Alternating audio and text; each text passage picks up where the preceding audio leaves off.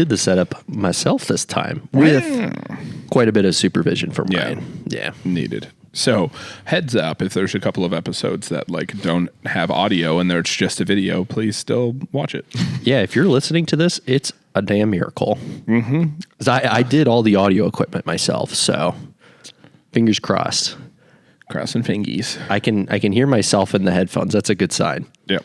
I can hear myself. I can hear you. I feel good. Picture time. Bless you. Ryan's still here. That was just sneeze. Episode 30.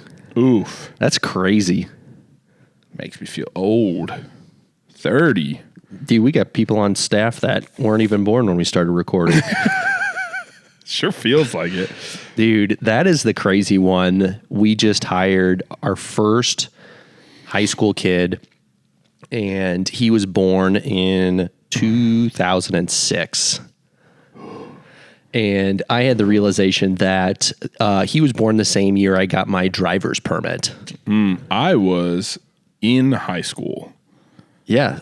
So I was a junior in high school. You were starting to look at college. I was a junior in high school. I could be his dad. We could be his dad. That's what I said. It's like, it's biologically possible for me to have a kid his age.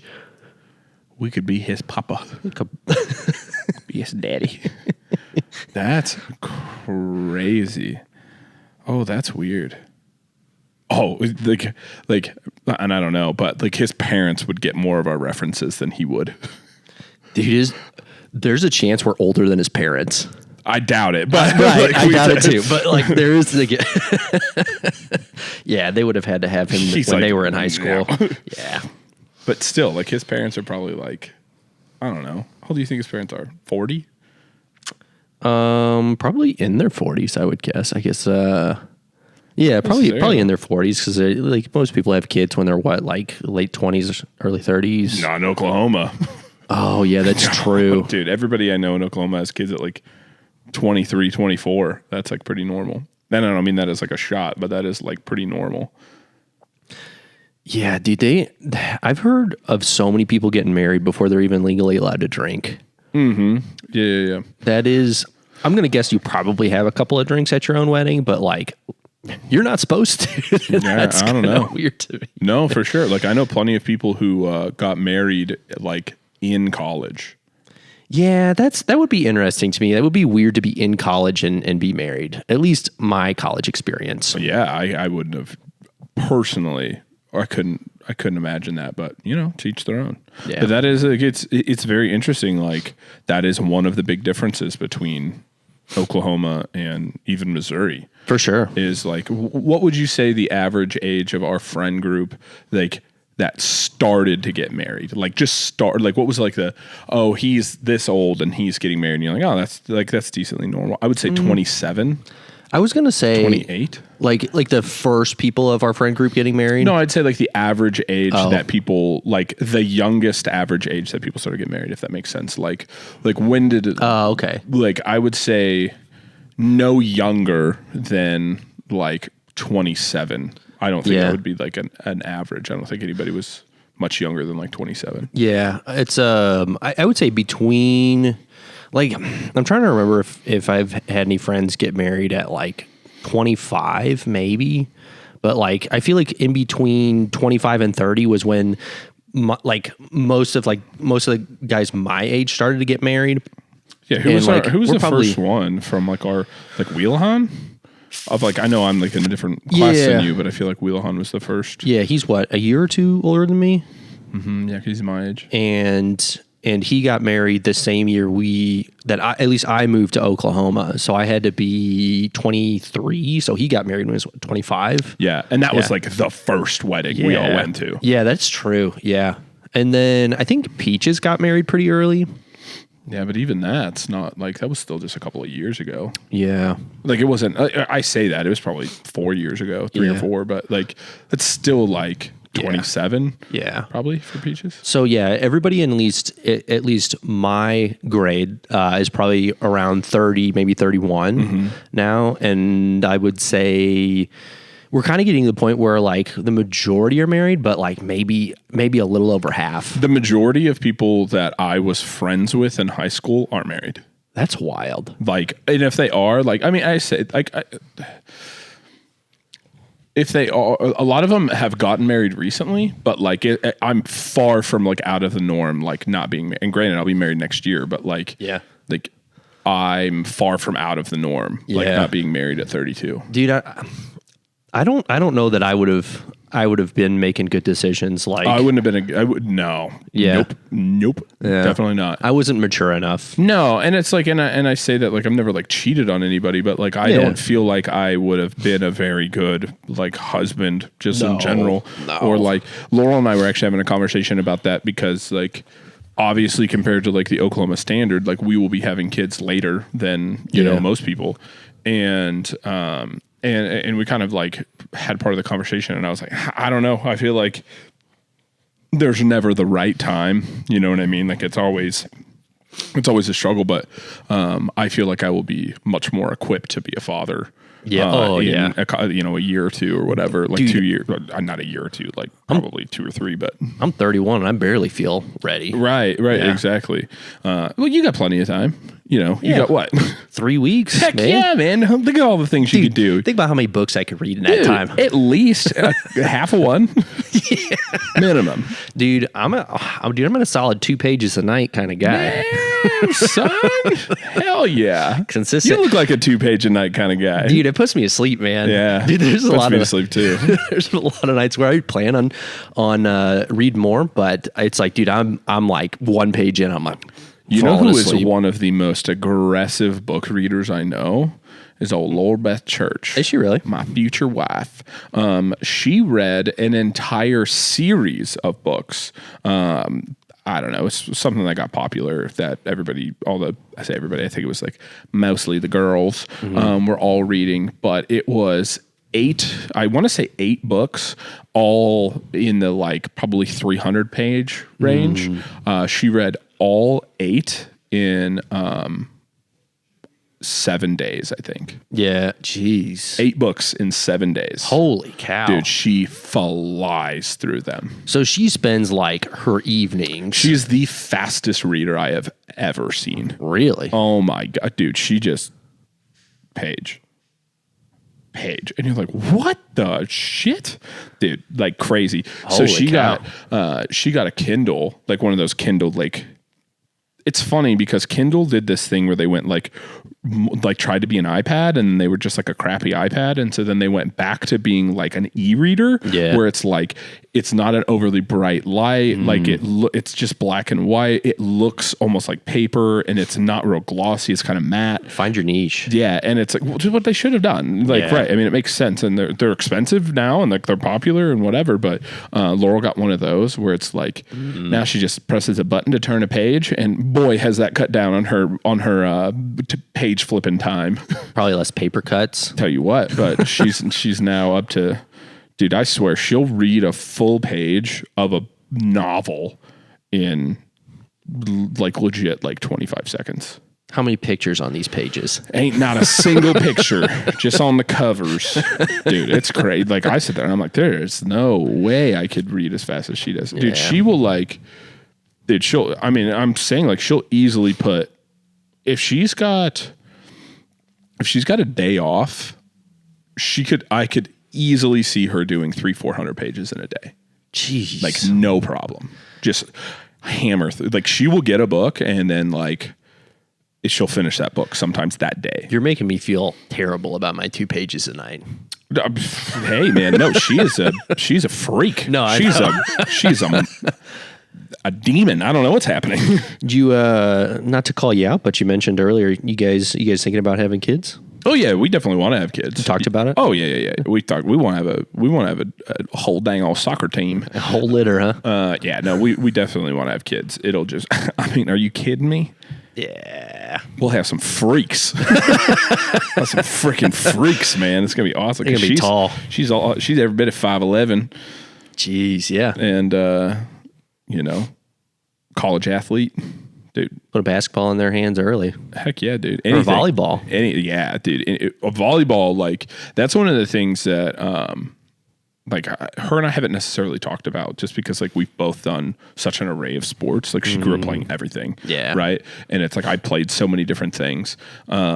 Dude, one of the, like, coolest, most underrated, like, things there is, and I say underrated, maybe I shouldn't, but, like, dude, men's volleyball, like, men's indoor volleyball is, like, one of the most exciting, like, sports to watch. It is killer to watch. I love playing volleyball. 1000%. So when at the fraternity house at Missouri State, we had a sand volleyball pit, which obviously you remember, and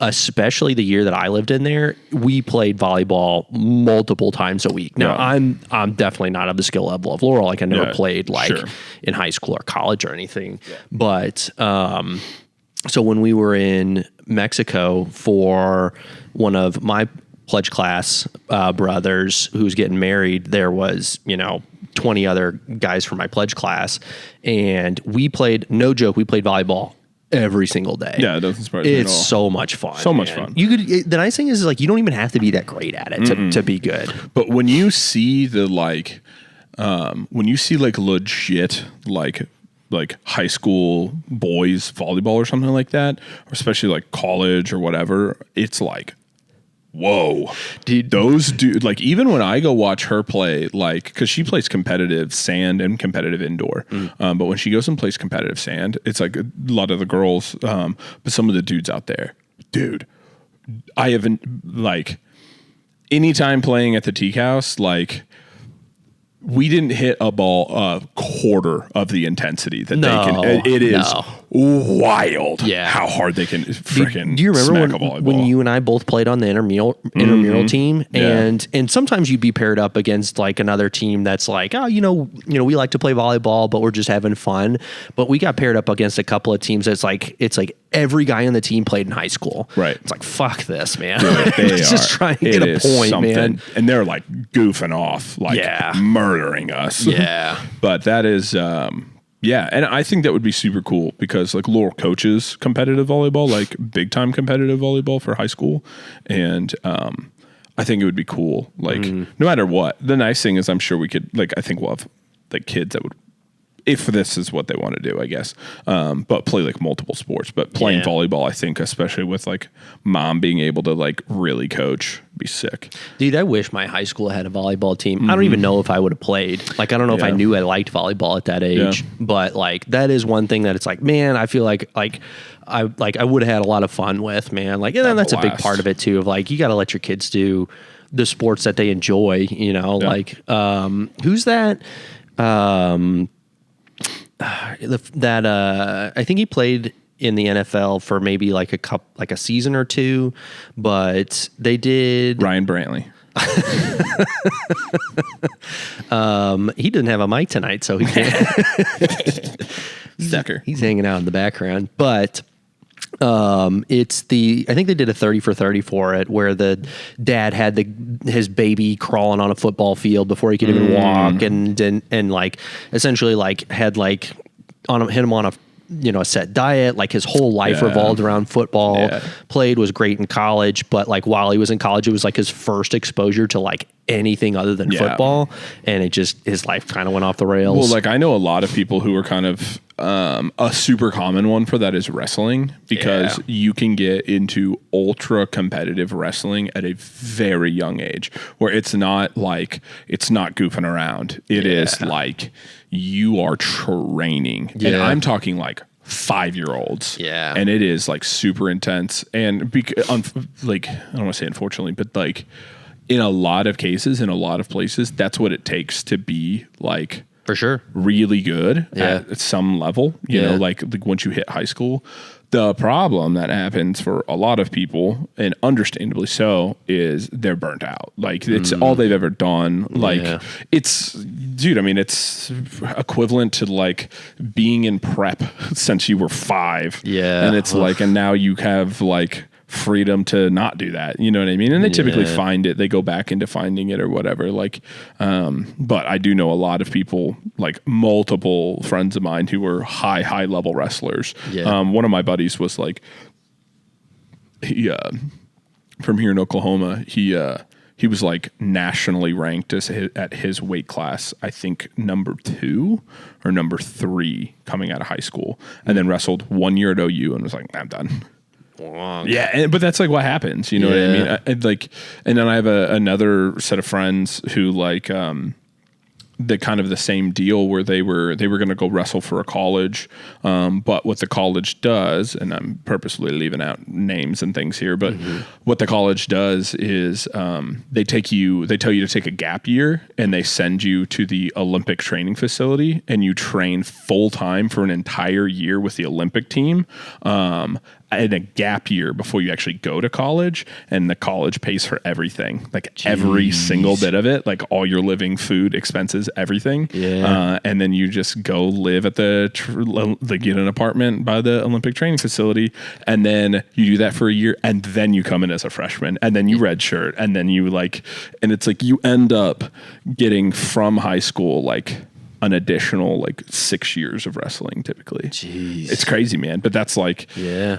And then those dudes who are like winning national championships after that, it's like what it takes. Cause now really interesting, and I know you're about to say something, but one of the really interesting things that you're seeing with wrestling, especially since COVID, and jiu-jitsu is another one, obviously something, just grappling in general, is kids who are being homeschooled. And so they're being homeschooled and they train like 6-7 hours a day, and they do like an hour of schoolwork, and then it's right back to training. Sheesh. And so there's a whole flock of jiu-jitsu kids right now that are coming out, that the kids that I know personally that are 15, 16 years old, that legitimately train jiu-jitsu like 5 hours of mat time a day, every day, and do no schoolwork. Dude, I'm sure that's such a tough balance, and I'm sure it's like kid to kid and person to person, but Sure. it's that to be one of the best, like you have to be doing what all these other kids are doing. It's like training 6-7 hours a day, being homeschooled, like your life revolves around this. Yeah. But when you're doing that, you run such a big risk of getting burnt out. And I'm sure there's some kids that naturally enjoy it for longer periods of time than others. And hi, Ryan. Ryan locked himself out, had to walk around. I was like, who the hell's coming in here? I tell Chase, who runs the jiu-jitsu gym just like 2 doors down, I'm like, bro, if we're ever in here and we have mics and like headsets on, just walk in and sit down. We'll give you a mic and a set of headphones, so you can just be a surprise guest. Dude, I'm down to keep it an open invite podcast. Yeah. Who else does that? Yeah. Come on in. Next podcast, we're gonna have people show up. Dude, one day we're gonna do our podcast where we've got big windows. It'll be like, what's that? The Today Show where they've got the windows in the background. Everybody in the background. With signs and stuff. That'll go over well. We are definitely not that famous yet. It's funny though, because one of the things, and I think this has made me more of a proponent for like, and I know I'm getting on a pedestal here, but like of multi-sports is you look at some of these kids that do nothing but train jiu-jitsu all day, and you toss them a basketball and say dribble it, and they look like they've never walked before. It's like, the athleticism does not translate across like multiple crazy. things here. It's like you like toss them a bottle, like here, catch them, like Yeah. so personally a big proponent for cross training through sports, but whatever. I feel like there's something to be said too for being able to, because I know I played I definitely got away from like organized sports a little bit more in high school, but when I was younger I played baseball, soccer from a young age. My parents were big soccer players. Got into hockey, really liked hockey a lot. I played roller hockey. I didn't really have the option to play ice hockey, at least where I was at. And did that through probably all the way up until about middle school, high school, most of those sports. And then I got real big into skateboarding. But like, it's nice to, I feel like I did enough variety of things of like, when I got to college and everybody was playing volleyball, I had enough like skills with a ball to be able to, to play, to jump in and play volleyball. Like, yeah, to be able to jump in. And I guess I did play football in high school, but it's like you also were doing something that's not like, that's still an athletic thing. Yeah, for sure. For sure. Real quick, before we get on too many more tangents, we got ourselves some New Glarus Brewing Company. It's apparently an only in Wisconsin thing. Brought to us by a couple of our Yukon customers. And so they were nice. It's called Spotted Cow. It is their favorite.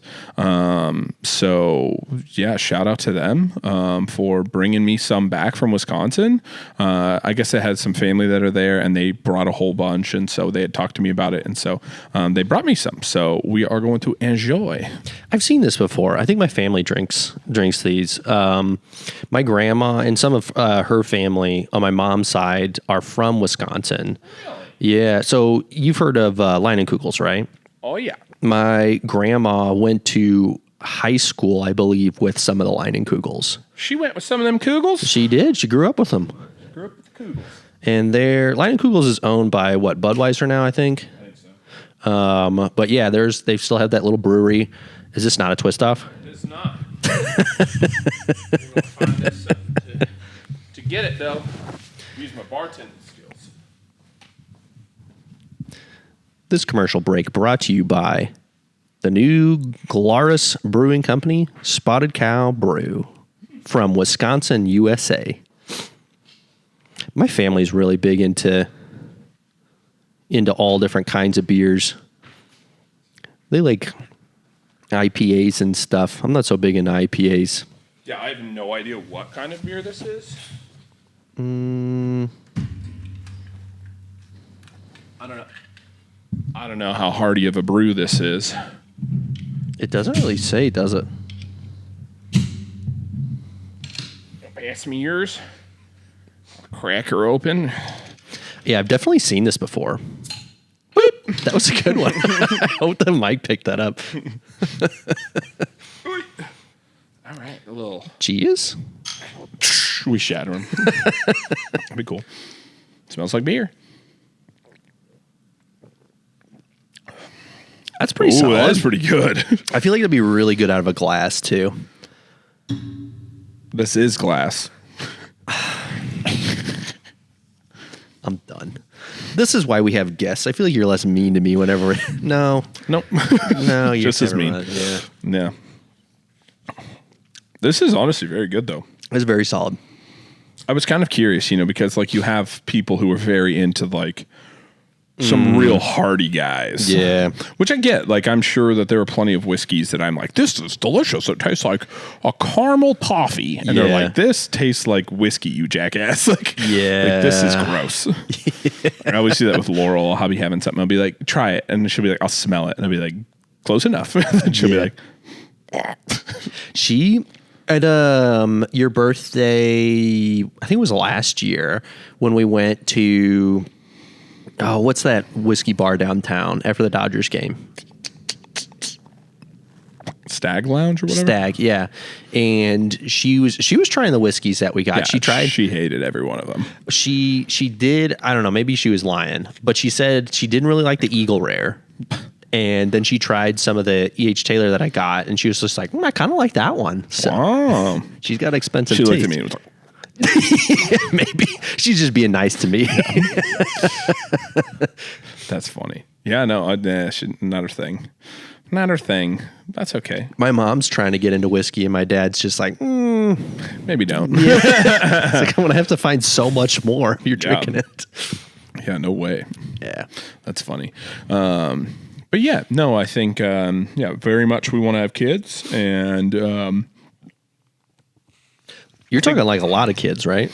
Yeah, I don't know, man. She always has a soccer team. I could see us having like, I say this as someone with no experience, so I might say this and people are like, you're an idiot. But I don't know. We've talked about like, I think we've talked about having like 3 or 4, and then like we'd also be interested in adopting.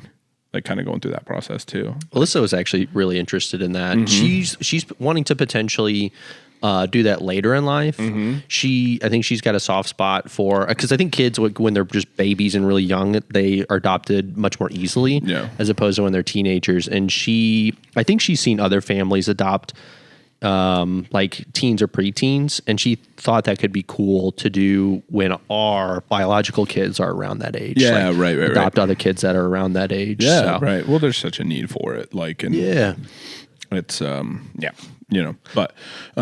that's something that we've always talked about, like genuinely talked about wanting to do. So I think we definitely want to have some of our own, and then do something like that. It'd be pretty neat. Yeah, dude. It's funny because Alyssa was very much more ready to have kids than I was, and I think my head's just in the business and just so focused on that it's like it's hard to kind of balance like personal life stuff.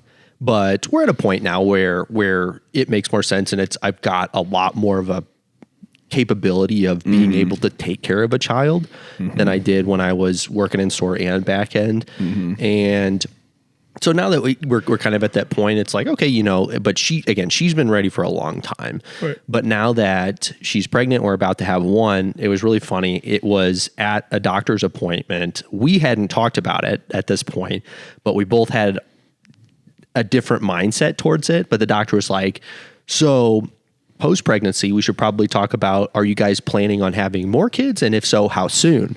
And we both looked at each other and were like, we have not had this conversation. That's hilarious. Like, we don't know. And it's really funny because we thought about taking the first one for a test drive for a little bit. Which is probably smart. Like, we definitely will be patient with it. But it's funny because she's the one being pregnant. So she's very much, hey, let's take it for a test drive. Yeah, right. Like, maybe, let's just feel it out. I'd like to have another, but like maybe like a little bit later. We might return this one. We don't know. I'm in the boat of like, if we're having one, let's have a dozen. Yeah, right. Go for it. If I'm taking care of one, let's take, again, I'm not making them. I'm speaking as a person that has almost no experience. Yeah. Right. Like, I have experience with a pregnant wife and that's it. Yeah. So I think you know everything now. So I think you're good to make the decision. Dude, I read 3 whole books. 2 pages a night. Hell yeah. 9 months, dude. That math, I think, adds up. That math is mathing, my guy. Dang.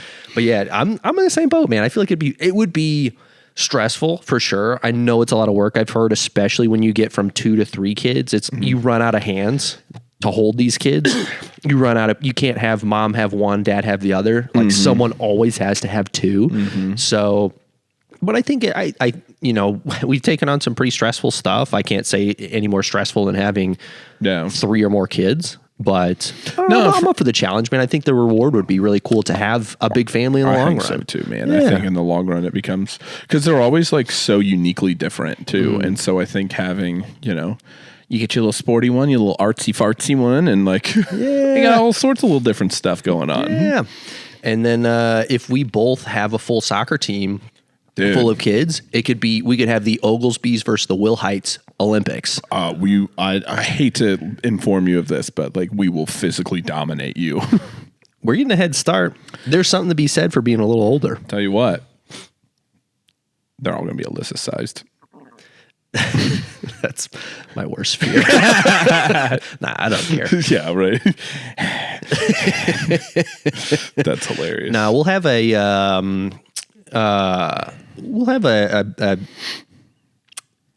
what's the word I'm looking for?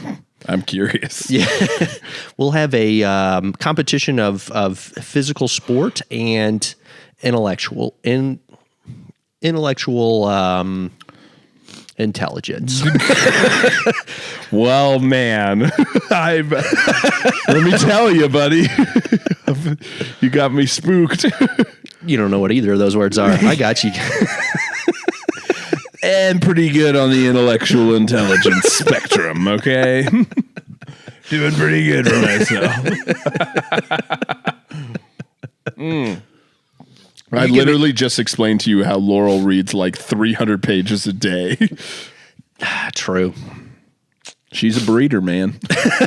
She's got it all. Does she know you say that about her? All the time. All the time. Do you brag to Vincent? Oh, dude. Constantly. For sure. When he met her, I was like, and he's like, yeah.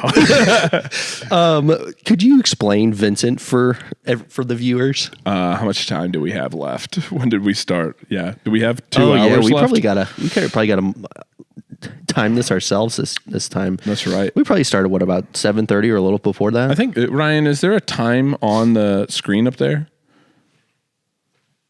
It's still making Ryan do stuff. 30 minutes in. Exactly? Right, cool. 7:20. Holy started. Got an hour and a half to explain Vincent. Not enough. Not enough. Vincent is. Let me preface this by saying he somehow makes all of these things charming in his own way. He is the nicest and can be the most caring person that we know. Love sure. We should preface, which we both love Vincent to death. One of my best friends. Like, Right. will be standing up there with us at the wedding. Like, he's a groomsman. Like, he's absolutely one of my closest friends. Real quick, that'll be nice for him because I think the last wedding he was in the bridesmaids. Chad. Yeah, I don't. Chad But Miller. that's a whole nother like. Oh man. But yeah. So Vincent is like, it's so funny because he's so black and white about it that he just doesn't understand, which is hilarious. It's just like he just. It's almost like a set of rules, and like if it doesn't fall into like the set of rules, like why would you do it? You know, if he's like, it's like, oh well, you pass in the left lane, like you don't pass in the right lane. Vincent would be like, why would I ever pass in the right lane? Like I'm supposed to pass in the left lane. Like that's how it's supposed to go. You know, and it's like I'm not trying to be rude about it, but Vincent is very concerned about the. We should probably explain really quick. Vincent is one of the former partners. Vincent Mays and Chad Miller were a couple of the original partners in Tried and Define Nutrition. And again, some of our closest friends. Right. Vincent is just very concerned with the long-term health and athleticism of his bloodline. And not just his kids, but his blood. His bloodline. He is one of those people who he just doesn't understand why you would introduce a subpar specimen into the bloodline if it can be avoided. So Vincent has his own algorithm of things that he factors into whether or not people match what he is desiring in a mate. One of the funniest, I think, is the calf Well, ratio. this comes in like physical and mental aptitude, For right? sure. So like there's a lot to this. There is, according to Vincent, a direct correlation of how the calves are placed on someone's leg, like the height versus like where the foot is, the calf to foot distance. where it attaches. Yeah, the leg. attachment point. It has a direct correlation on potential speed output, and he very much factors this into whether or not he thinks someone would be a suitable mate for him. So if you ain't got the calves, The calf ratio. you ain't getting the grabs. Dude, I'll be honest. I was like really self-conscious about my calf attachment ratio whenever I started hearing that from him. Because apparently it's the higher up the attachment is. Oh, you mean like these bad boys way up here? That's all right. What's that? What do you got there? Maybe like 70-30? Yeah, I don't even know. Not that's Vincent. He probably remembers. He's probably got some sort of tool to measure. Yeah, he probably does. But Vincent, again, love him to death. He has ended relationships because of said situations. Dude, I could tell some stories. Oh yeah, and the thing is, and that's tough about it, is for people who don't know Vincent, is he genuinely is such a sweet guy, and he just like, but again, it just can't compute into his robot brain as to why you would introduce someone as a mate that isn't going, and I'm purposely using mate as like the... That is 100% how he looks at it. And he just cannot fathom as to why you would not introduce somebody who is going to give you optimal output in childbearing. So he, there has been stories of people not being able to understand card games fast enough, and there have been.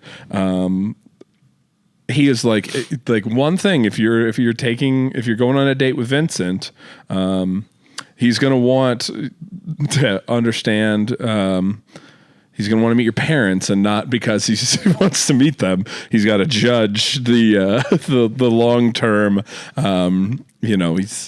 He's got something he's looking for. He's not single right now.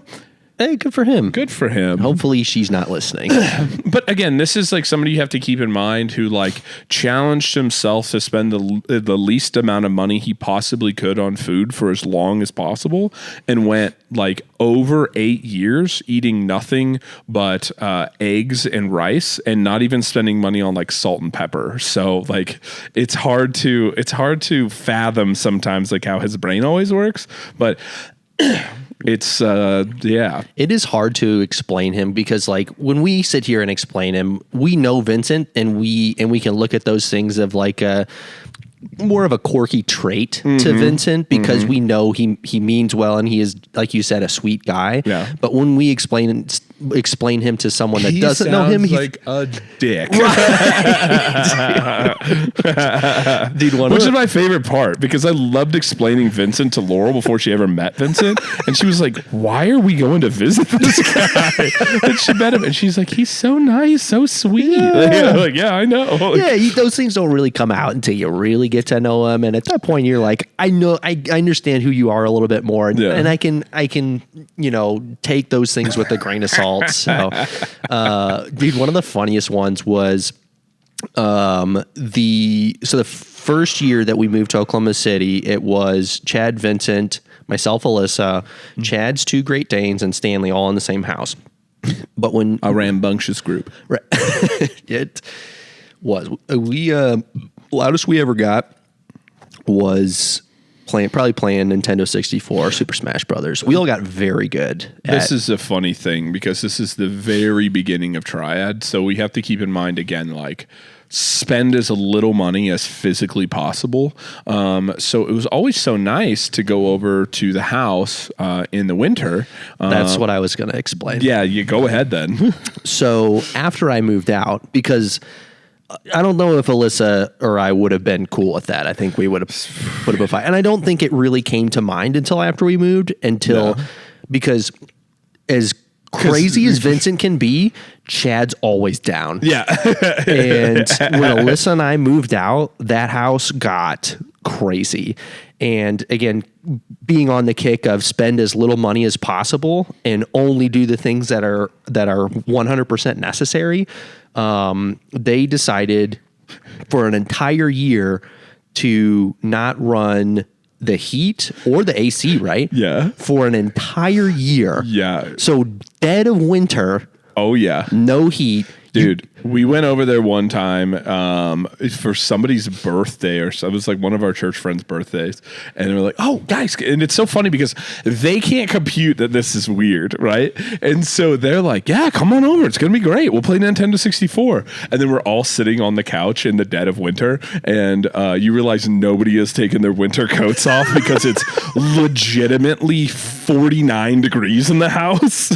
I feel so bad for Callie for having to put up with that. I don't know, dude. Callie's right there with him sometimes. She is. Callie's Chad's wife, and that is she's right there along with it, man. She's right in the middle. But literally, we're sitting there, and I'm like looking on the couch, and every single person is still wearing their like legit winter coat.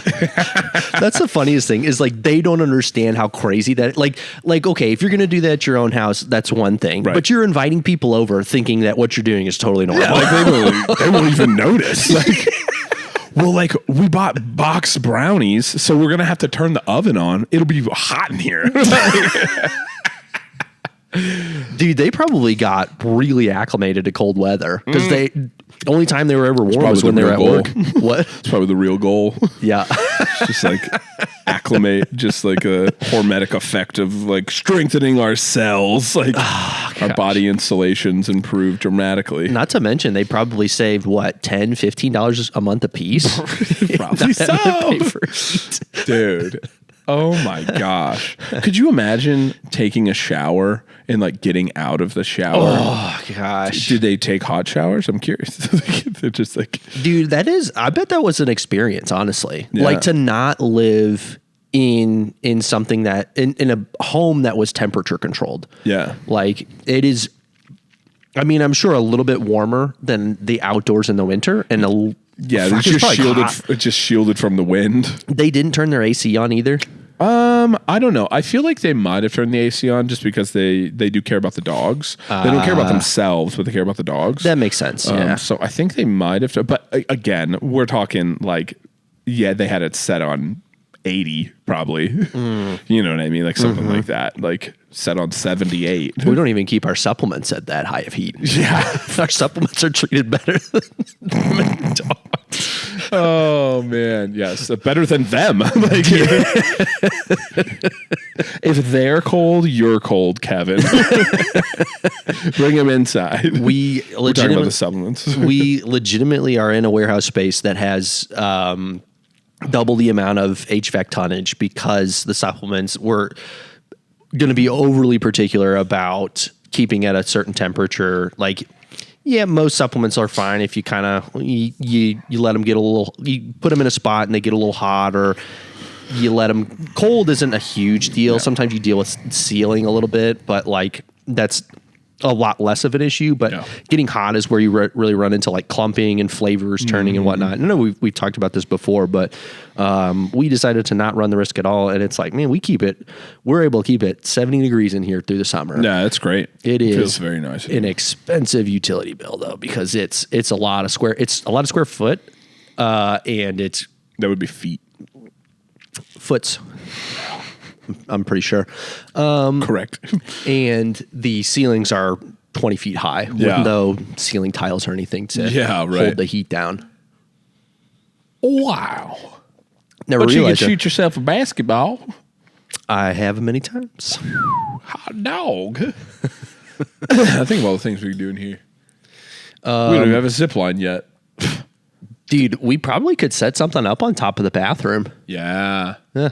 Zip line. Zip line down. Like UPS is here. Zip line to the door. Be awesome.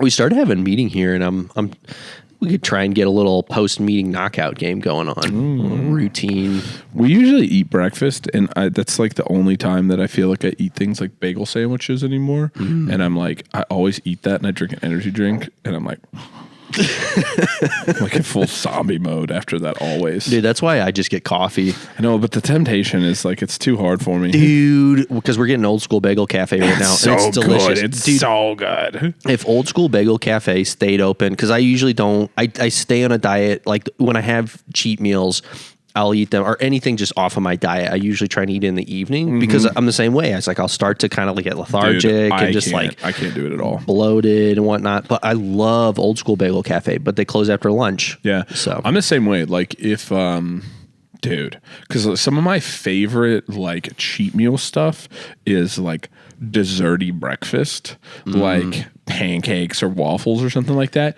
And I can't ever get it, even if it is a cheat meal day, because like if I get it and it's 9 o'clock in the morning, my whole day is done, dude. Like it murders my entire day. So that is one of my favorite things about Waffle Champion on the weekends is Waffle Champion stays open late on the weekends. So I can get myself a little tasty waffle sometimes for dessert. dude, I need to do that for a cheat meal. Just like make breakfast at home, breakfast for dinner at home one night.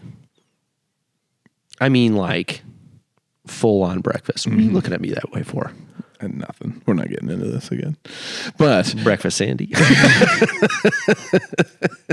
No, I'd make like little some you pancakes. don't have to. You don't have to. I was going to talk about where was the place downtown that we went and got breakfast at one time. Or it was like brunch.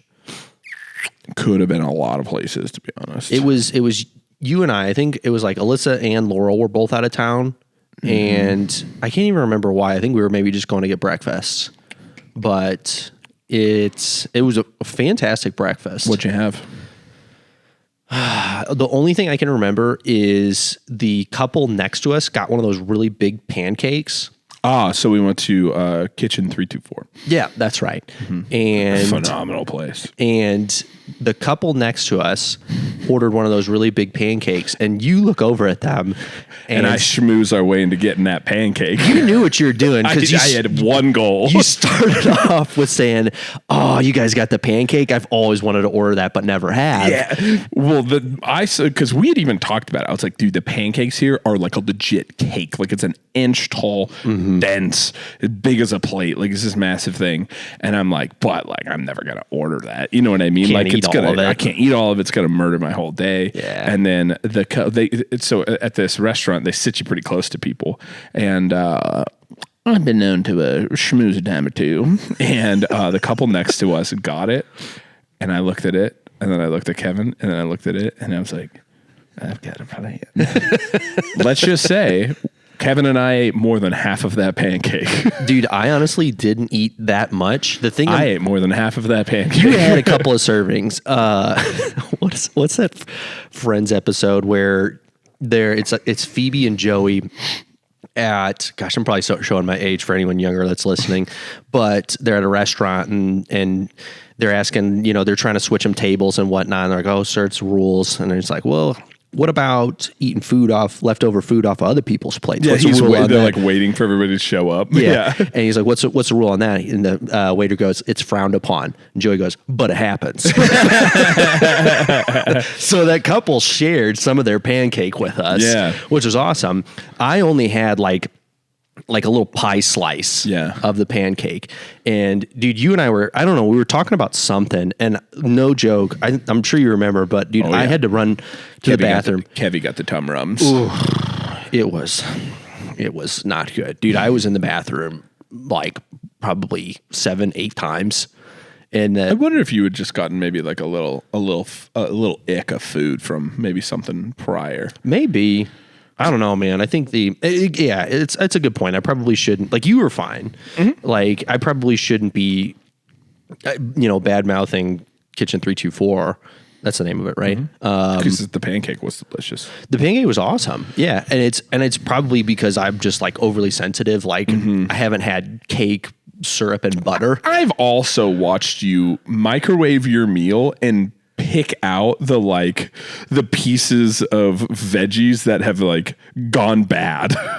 No, it's the I've seen you before where it's like you've got green beans. This is old, so I'm referencing green beans because one was green beans in your rotation. Been a minute, but it was like you were in like prep or something, and I remember you like eating your food and then like realizing your green beans had like molded, and then just like pulling out the green beans and then eating everything else still in the container. Can't let it go to waste, man. That's right.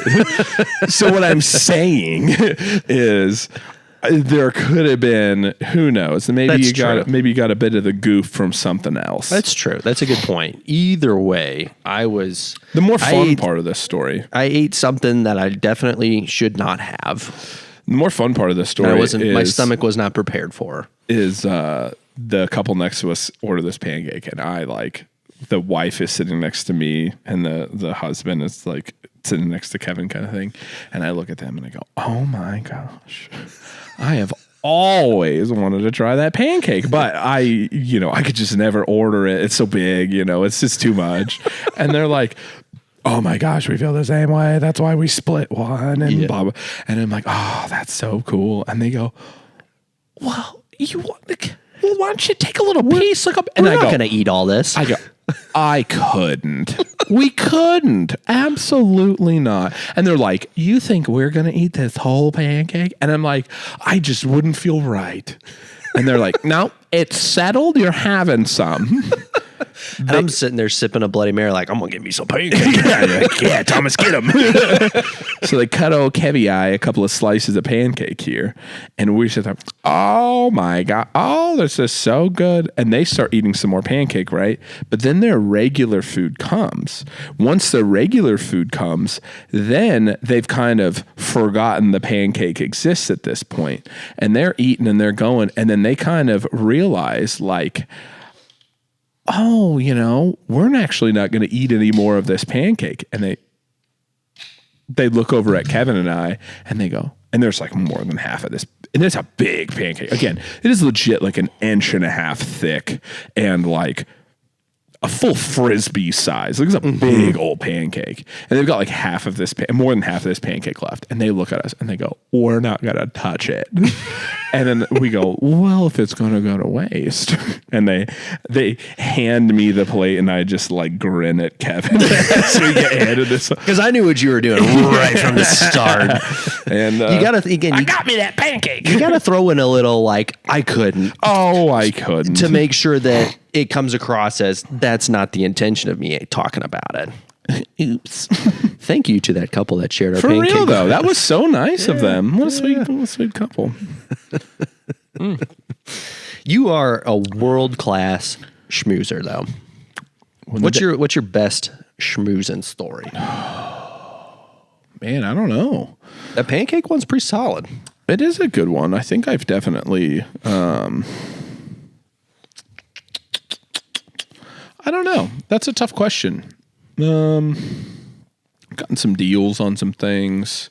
It's definitely a very opportunistic type of. Yeah, right. Like you gotta, and I think just like with anything, like, and what's honest and what's so funny is like we always call it schmoozing, but it's really like most of the time I'm just like being nice to somebody that people are usually mean to, and they usually give me like the here you go, whatever you want. That's honestly huge opportunities in that. Literally, itself. like it's like people who are always getting like shit on by other people, and it's like you just be nice and like whatever. Like one time I was getting tires and I was getting like 4 tires and they had like this buy 3 get 1 free like kind of deal at like Pep Boys or whatever. And I went and dropped my car off in the morning. I was supposed to be like done. I told them when I was going to be back and it was like hours later, so it was like they knew it should be done. And I showed back up and they hadn't even moved my car in the parking spot. And I was like, okay, I'm pretty frustrated. And I go in there and like, luckily I like still had some time before I needed to like be at work and stuff. And I walked in there and I was like, hey guys, like, I was the first car here. Like I was supposed to be the first one up and now like this. And we started talking and I'm talking to the person. And one of my big things is I'm always like, talking to the person sitting at the desk or whatever, I'm like, I realize this is not your doing. Right. Like you personally have probably nothing to do with like the order of cars that go into that. So let me explain, at least preface and say like, if I do sound upset or like if something comes out of my voice that seems like it is directed towards you, please understand that it's not. It's just the general frustration that I have about the situation. And was like, look, I get it, and they were like, the lady was like, you are seriously being so nice about this. Like most people are chewing our head off about something like this. My car was on a lift within 5 minutes, and they gave me what did they give me? They gave me a second tire free. I know they gave me a second tire free. Really? But they gave me something else. It was like nothing crazy, but it was like they gave me like the extra thing that normally costs money to get like your tires patched for like until whatever. But yeah, I ended up getting like $1,000 worth of like tires for like $400. Dang, yeah, but like I don't know, but it was just like, but it is funny because like, it's just a situation where it's just like I was just nice, like I just wasn't like, what are you doing? You know what I mean? I didn't try to yell my way into something. I mean, you explain the situation, and any reasonable human being will be like, "That's frustrating." I know I've personally gotten in a habit of I've realized that there's times where I get frustrated. I try and look at why I'm frustrated. Sometimes it is because of another person, and it just is what it is. But I've gotten good about a lot of times. I'm frustrated at a situation, and it's very noticeable on me, and I have to, especially with Alyssa, I've gotten good about, hey, just a heads up, I'm frustrated at the situation, and I'm having a tough time like pretending I'm not. Just know I'm not frustrated at you. Yeah. Well, that's what's funny too with Laurel and I is depending upon what we need or what the situation calls for, like if we're buying furniture or something, and it's like we've got two different things where it's like I can schmooze, and when we did, I was real nice to some lady on the phone that was like putting an order together for us and was giving us like special deals, and then had her email me the invoice and then walked into the store and made them price match it. But I was real nice to the lady on the phone, and they were saying like, these are deals that they don't even have. And I'm like, I don't care, because what we do is I'm the schmoozer and Laurel's the hard ass. Dude. Laurel, good cop, bad cop. Dude, well, like if it's a situation where we were buying the couch and we're like sitting there and we're kind of talking, and we're talking to the salesperson, and like we're going to have to go back to the manager to like get some kind of discount because like essentially they said the couch was available, but like it wasn't going to ship for 2 months. And I'm like, that ain't available. That ain't even put together. Like, what are you talking about? Right. Like, you haven't built that couch. What are you talking about? It's available. And we're like, yes, we want it. We will literally swipe our card for it today, but not at full price. And the girl was like, I don't know. Like, you can go talk to my manager. Like, we can go talk to the manager or whatever. And Laurel and I looked at each other and like, we just kind of nodded to each other because we knew it was her going back to the manager's office. And Laurel's like, 15% off. Let's go. And I'm like, yes, mommy, let's get out of here. I'm imagining her like being all tough with the manager and you behind her back like, yeah. I didn't even go back there. I don't even want to see that side of her. But then we went to a different furniture store because we were getting like our bed frame and like our nightstands, and then we were going to get our dressers and stuff. And I was just literally, I was talking to this lady on the phone who's like a phone online salesman or whatever. And dude, we were talking about where she was from and like all, and it had all these different things. And she was going through and she was giving us like all these things like free delivery and setup and like stuff that I don't know she should have been giving us. And anyway, but it was like, if we ordered through, and I know this is where we sound kind of like a jerk, but it's like, if we would ordered through her, like it would have taken like a month to get the stuff. Yeah. But it's like, if we walked into the store, like it gets delivered like 2 days later. Right. And you don't want to be waiting on furniture. Nah. And so it was like, I'm like, okay, well, let me think about it. Can you email me an itemized invoice of everything we have with a total price on the end? And she was like, yeah. And I'm like, with all the discounts and everything. And she's like, yeah, no problem. And so she emailed that to me, and then we walked in and I handed that invoice to Laurel, and we talked to the salespeople inside and they're like, well, I don't know about, when is this from? And I'm like, and Laurel's like 23 minutes ago, and like points to the thing on there, and I'm like, hell yeah, and she's like, this is what we're quoted, this is what we're paying. And they're like, we don't even know how we have to call people, we don't even know how she got these, like this number, we can't get to this number. And we're like, figure it out. You're gonna. Yeah. And so yeah, Laurel and I get to be our little dynamic duo in those situations. Real good cop, bad cop. Tell you what, that's man. awesome. Yeah. You guys got to figure it out. You got to do it. It's I feel like I got to be on our situation, Alyssa's the mastermind, and I'm just the one that takes care of all of it. Yeah, so, that's a great way to put it. When we moved into our house, we're gonna get this, and then you're gonna do it. and I'm like, yes, ma'am. When we moved into our house that we're at now, it was new build, obviously super excited to be in there. It's our first house we've ever owned, like the first house we've ever been in, just Alyssa and I. Yeah. And so we had money saved up for things like furniture, and we definitely splurged and got nice stuff for the house. For sure. And we got a couch. We bought a couch, and of course, we're ordering stuff ahead of time. Like we took advantage of some deals that were going on. I can't remember what time it was, but we got a sectional, and we got it in brown, and it was. It said it wasn't going to be ready until like slightly after we moved in. It's like, that's fine. Yeah, perfect. So we move in, get our stuff arranged, and they let us know. They notify us, hey, half of the sectional is done, just as a heads up. And so we're like, okay, cool. Like other half should be done soon. a week or so goes by and we say, hey, any updates on that? And like, no, like, unfortunately, it's gotten pushed back a little further. And like, can you deliver the first half of it? And like, yeah, sure, absolutely, because it's paid for. Right. So they deliver half a sectional, which is not comfortable for 2 people and 2 dogs. Yeah. It is not enough room. It was the short part of the sectional of too. Course. Didn't even have the corner. And so we had that for like 2 months or so. Right. And I think you probably goofballs. dude. So I think you probably even were over at one point when we just had that part of the sectional. Yeah, we needed the goofball couch. Yeah. It's like one cushion's like hanging off halfway. Yeah, right.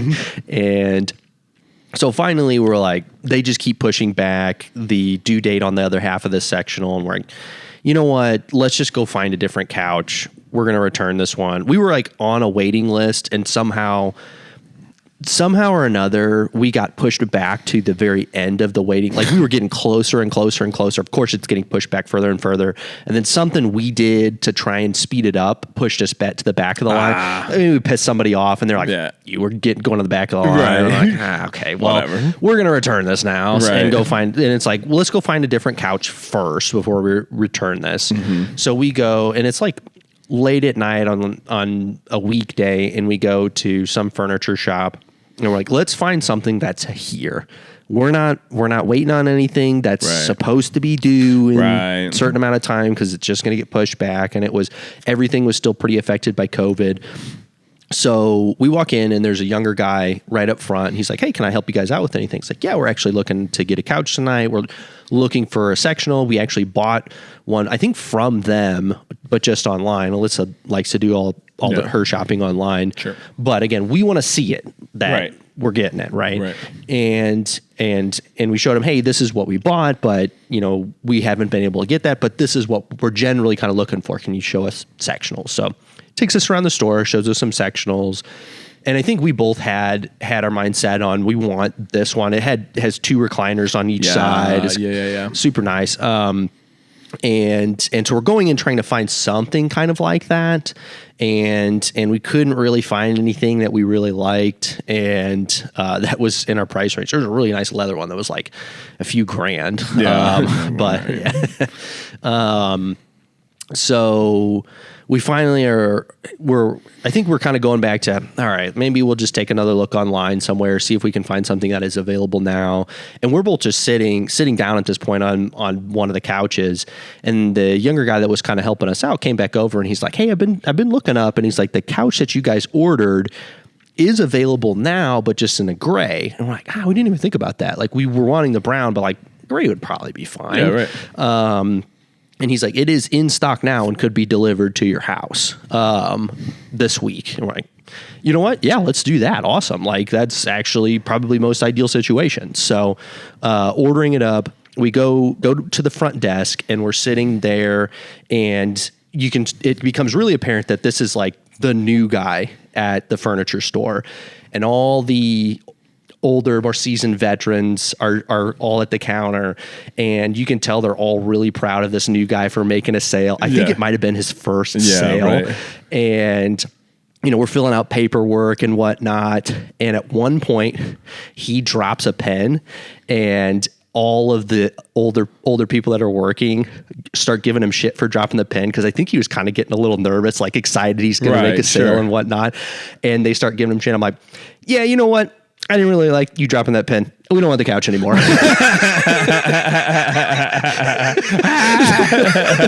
Dude, this poor guy. I was very quick to be, I'm just kidding. Yeah.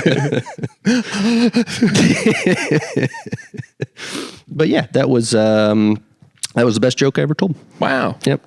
What a lead up to that. Yeah. Didn't the other half of the sectional end up showing up eventually? No, not that I remember. Alyssa was dealing with this more than I was. You don't even know. Yeah, we put that in the garage. New one came like next day. That's awesome. Yeah, it was super exciting to get a full couch, because we were in the house for like 2 or 3 months. Right, and it's like, this is amazing that in literally 24 hours I can just have one. Right. Well, that's how it was for us. Our whole first month, like, we didn't have a couch.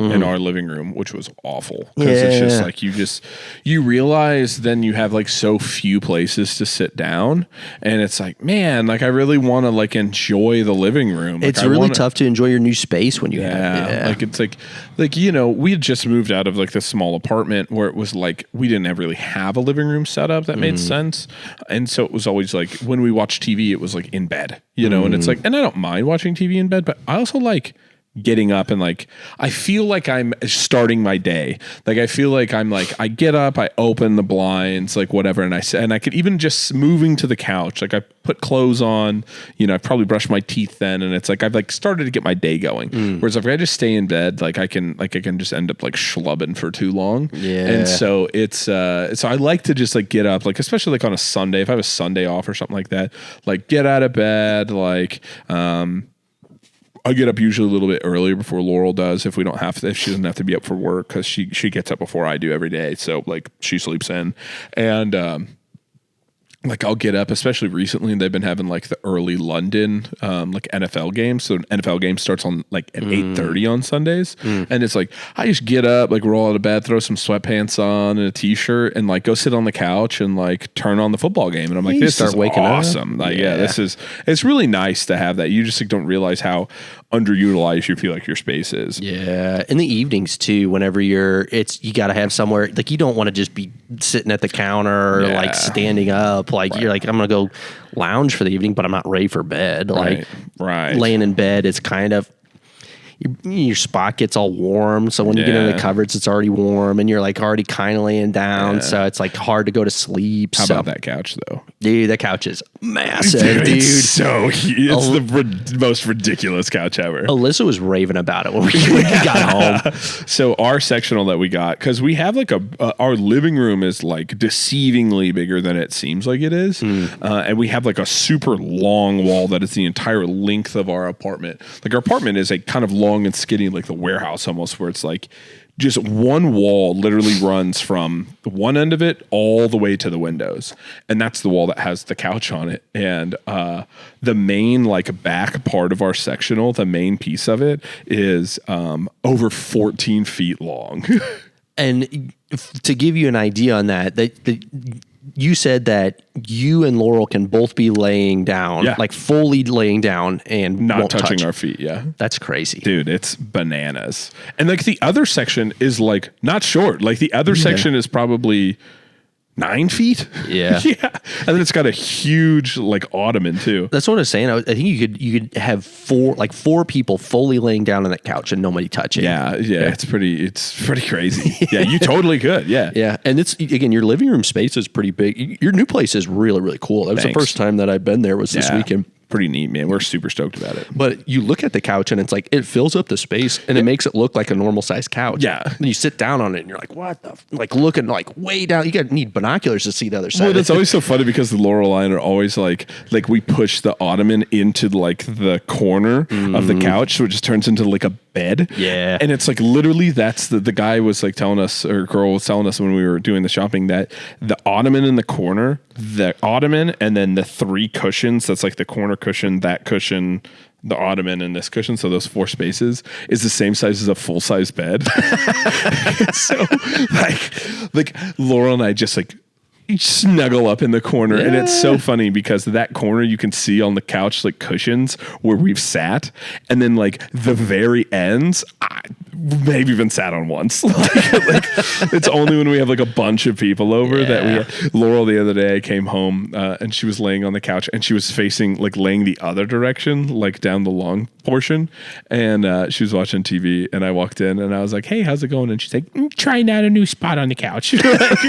Want to see what it was like over here. Dude, that's funny. I was loading up the Suburban earlier today to take transfers to Quail and Norman, and the back seats were up from you guys riding in there on Saturday, and I was like getting in there to fold them down, and I was like, you know what, I'm gonna take a little seat back here all the way in the back row.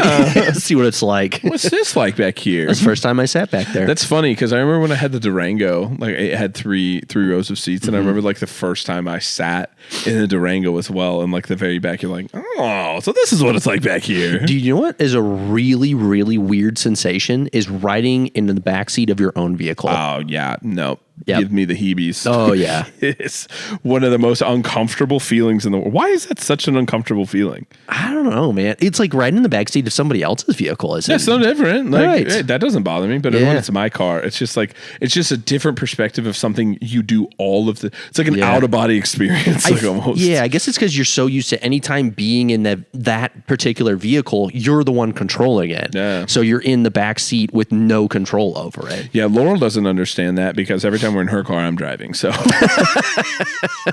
yeah, she hates driving. I've never met anybody who hates driving more than her.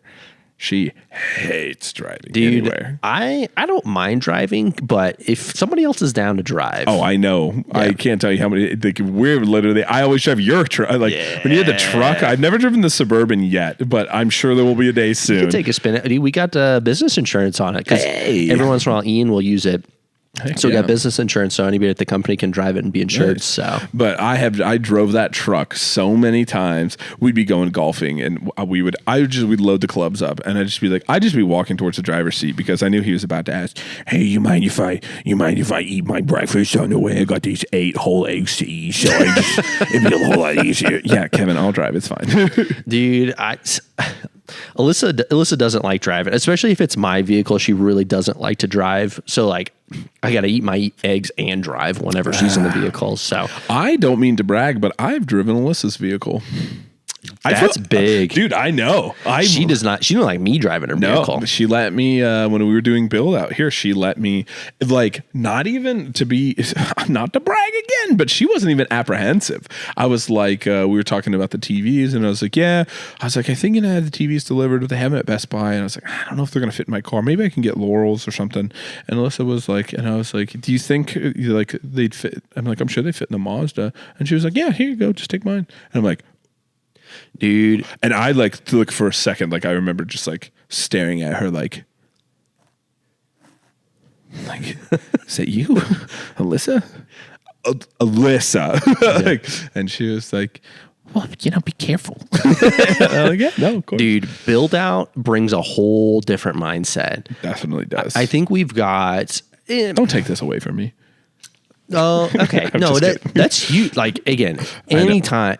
I'm not like, again, she hates driving. She would much rather me drive home. Like when we go back to St. Louis, which is about a 7-hour drive here from Oklahoma City. Mm-hmm. But we usually take her vehicle, and she doesn't like me driving her vehicle. So she almost always drives. And I don't mean to brag. I'm cool by it. She didn't come with me. I solo took the Mazda. Dude, same boys. Dude, it was a couple of years before I was able to do that. Well, that's right. Yeah. And you sleep with her. So, that factors in. That's a little bit. Dude, going back to build out, man, dude, there's a different vibe whenever we've got new store build out. Yeah. And I think it's partially us bringing it on ourselves. But at the same time, I think it's genuinely for a reason. Is expenses are the same. We've got the employees ready to go. Yep. They're going to be ready to go in time. We're going to be starting to make rent payments at a certain time. Mm-hmm. Typically regardless of when we actually build this out and move in. Mm-hmm. It's the faster we get this open, the faster we have income from it. And that can equate to thousands of dollars a day. Dude, for real though. And that's it, man. So you wait a single day, man, you're talking quite a bit of money, man. It's a substantial day. Right. And our build out time has varied by about 2.5 months. Like our first store took us 3 months. Again, we were doing entire business stuff, and it was our first time. Right. So, but our last one, I know we've talked about it a lot, is what we did it in 2 weeks, or like 2 weeks in a day. That is nuts. Yep. We did have a little bit of help on. It was a brand new space. We didn't have to do any demo. They did build the wall that we typically need in the center. But that was from concrete floors and white walls. Yeah, we were 2 weeks in a day. We were open, and it's really nice. I think Alyssa and I really get on the same page because it's definitely like ultimately on us. It's a lot of our responsibility. So she's really good about having everything ready to be ordered. I'm pretty sure she's got tabs with like everything to order and in the cart. So she just like bam, bam, bam, bam, bam goes in through and orders everything she possibly can. And it's one of those where we both know how important it is to just do this as quickly as possible. So what you looking at? Don't worry about it. I'm listening. Okay. I'm just scrolling on Instagram. That's not rude at all.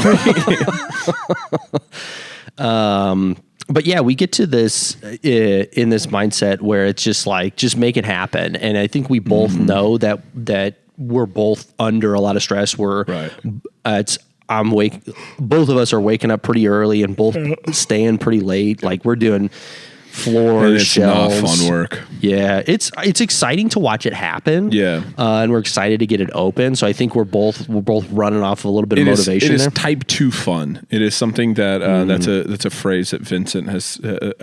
I don't know if he coined it, but at least said it. And he talked about when he was climbing the mountain. And it's like while you're doing it, it's not fun. Looking back on it is fun. Yeah, and that's how I feel like build out is like is it fun drilling 900 screws into the shelves in one night, like literally sliding on a box across the floor on the bottom shelf to like drill all of those.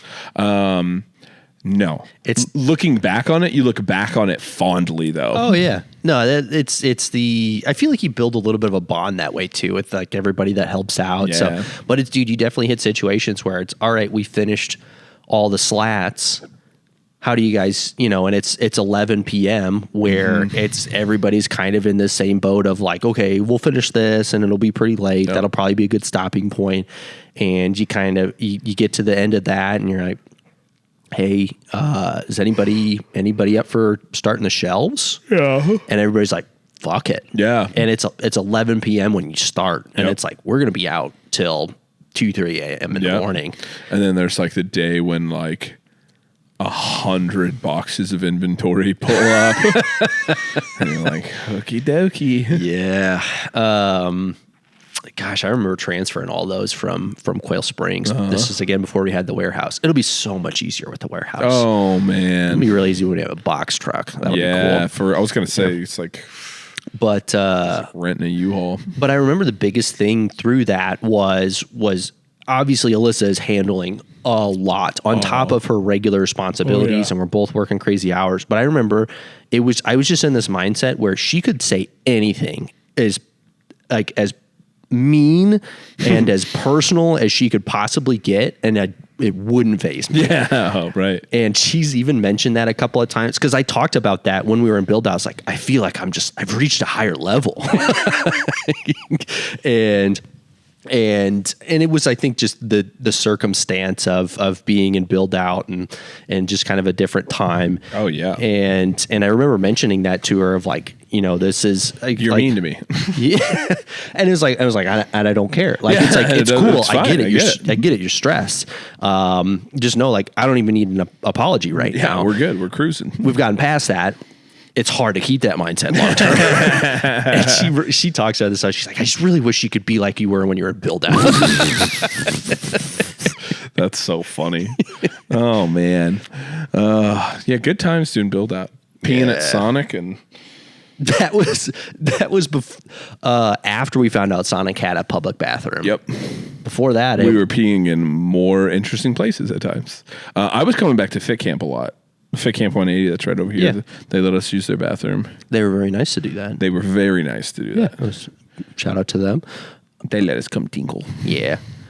I was drinking a lot of water. Mm-hmm. Definitely use a couple cups, bottles, and whatnot. Yeah, I had a pee jug. I had a pee jug. You start to make, you're making a trip once an hour, and you're like, this is getting kind of old, and I don't want to keep bothering them. And then, what was it? Will came and helped out one time, and he just walked out the front door, and we're like, what the hell? The fuck's Will going? Right. And he comes back, and we're like, where'd you go, Will? He's like, went to the bathroom. Like, where? You just walked out the front door. Like, all there is road out there. He's like, Sonic's got a public bathroom. I'm like, what? Fuck. That's so funny. Oh man, dude, build out's fun. We should do it again. That was a fun podcast episode too. That was a podcast episode I will never watch again. You don't think so? I don't know. I don't really watch old ones, but I feel I like, don't either. I feel like we were both kind of like We were a couple of loopy boys. Oh yeah, I feel like you kind of get the mindset of like, man, we're running and gunning, but we were definitely kind of loopy at the same time. Oh like, yeah, definitely a little slap happy. Yep. But still very like, got to get shit done. Well, it's funny, man. It's just crazy how like. Dude, we went through so many seasons of build outs this year. Yeah. Like, obviously, Yukon and then the warehouse. Yeah. Man. Yeah, that is kind of crazy. We've moved into 2 new spots. Yeah. When people ask, that's kind of funny. When people ask, especially we were back in St. Louis last weekend for my sister and Corey's wedding, and saw a lot of family members and friends that I haven't seen in a while. And, you know, they ask about the business and a lot of them say, you know, hey, how many locations you guys have now? And I'm like, well, three storefronts and a warehouse. So we're paying rent at 4 places. Yeah, now, right. Right. We are paying rent. Right. Yeah. Dang. That's crazy. Yeah. It still doesn't seem fully real, man. No. It definitely doesn't. Like when I've done different things like interviews here or something like that, it's always like, it's kind of surreal to me at times. Yeah, you got to do one here recently, didn't you? Mm-hmm. Yeah. Yeah, that was super cool. We started, like I said earlier, starting to do meetings here. I feel like there's a cool element to being able to be at the warehouse, and gives you a sense of how well things are going. Yeah, and it just gives people an opportunity and a reason to be here. Like if you don't have a reason to be here, like I'm only here as much as I am because of the podcast and because Yukon is in the parking lot. Right. You know what I mean? If you worked at Norman or Quail Springs, I would almost never be here besides a meeting, and we just started doing meeting here. Like there was a time when I'd never be here. Yeah. Yeah, we just we've done like 3-4 meetings here. I think it was Ethan that works at Quail Springs was talking about I think he just got luck of the draw where he was opening Quail Springs anytime we were doing meeting here. And he was here last Friday and he was like, this is only the second time I've ever been here. Like, that's crazy. Dude, that's nuts. I've been here. I feel like I'm here 7 times a week. I think Alyssa's realized whenever we've got things at the warehouse that need to go over to Yukon, she's realized that she shouldn't take it because it's nice for the Yukon employees appreciate being able to step out and come over here. And Kaylin lives for it. She's noticed that she's very quick. Anytime something needs to get transferred, Kaylin is on. I'll come get it. I love to be like, no, I'm going to be there later. I'll get it. Yeah.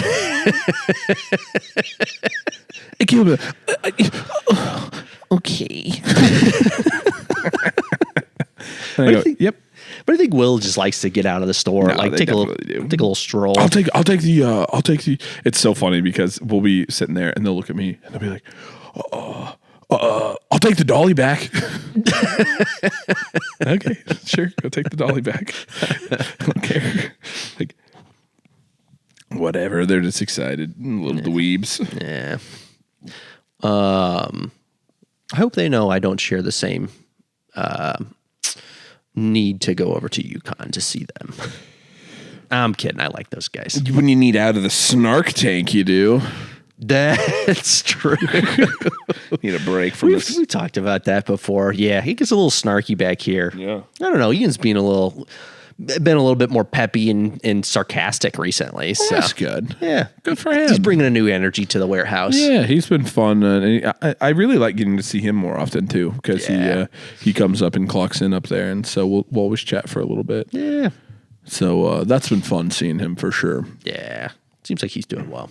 He is. I love Ian. Yeah. He's such a good guy. Yeah. He's one of my favorite people. Yeah.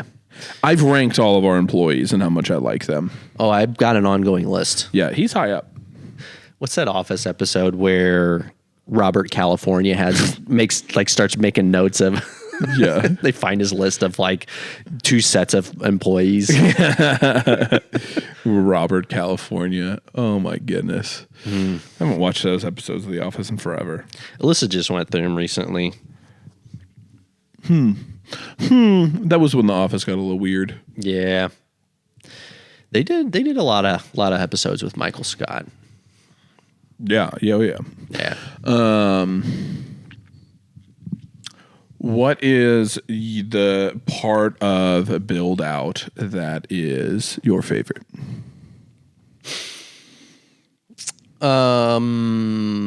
Favorite aspect or favorite physical thing? Aspect. I think watching it, like, I guess could kind of be both, but at the end of every day, sitting up front and looking at how much it's developed in just a day. No, I get that for sure. Yeah. That's interesting. These beers are making me sleepy. Speepy boy. Sleepy boy. Getting a little wormed out. Tell you what, man. I'm wormed out. No legs just wiggling over here. Dude, that's I gotta take a little. We'll do a little Define shout out since we don't have any formal advertisers yet. I do a little one scoop of Define Energy before we do podcasts. Dude, it keeps me up. Dude, the problem is like I am real low caffeine anymore. I'm pretty moderate. I'm anywhere from Where you at? 100 high days, which are pretty rare, maybe 400, but low days maybe 100, average probably 200. Yeah, that's where I'm at too. Nice. Yeah. So it probably is because of the Zoom XR that keeps you up, right? Just any caffeine this late at all. Oh, really? I can't do caffeine after 3:00 at all, or it murders me for my sleep. I don't want to say metabolize, but I want to say I probably should say the effects of caffeine wear off on me pretty quickly. Where if it's like most things, like I'll feel kind of a pep up, maybe 20 minutes in, and I feel like a lot of times it's starting to wear off like hour and a half in, which is one reason. And I know Preston's kind of explained it this way as well, but the Zoom XR in there, which is an extended release caffeine, and if you're not used to it or used to caffeine, will keep you up at night for sure. So that's the thing is the effects of caffeine from actually exciting my adrenal glands and giving me an increase in energy will fade off, but I will be tired and just cannot fall asleep. Like it will just literally hinder me from getting into my like rest stage. And so that's like it's worse of both worlds for me because it's like I literally don't even feel the effects. I'm not like sitting here with energy. I just can't fully relax to a sleep. That's a very rare situation. It will happen and has happened before, but it's very rare for me. If the effects of caffeine have worn off, I can fall asleep. I can fall asleep pretty easily. Yeah. I know it is affecting my sleep quality. Yeah. But in general, the effects of caffeine, that's a big reason why I've liked the Zoom XR is like, I don't need it to last 5 hours. Yeah. But I would like it to last more than an hour. Yeah. So that's the big thing. Even if I just have like if I were before the podcast at like, let's say like 6:45, just do bum energy, 112 milligrams of caffeine, no extended release or anything like that, I'd be up till 2:00 this morning. Wow. Like 2:00 in the morning, like no doubt. Yeah. No, I can fall asleep for nothing, man.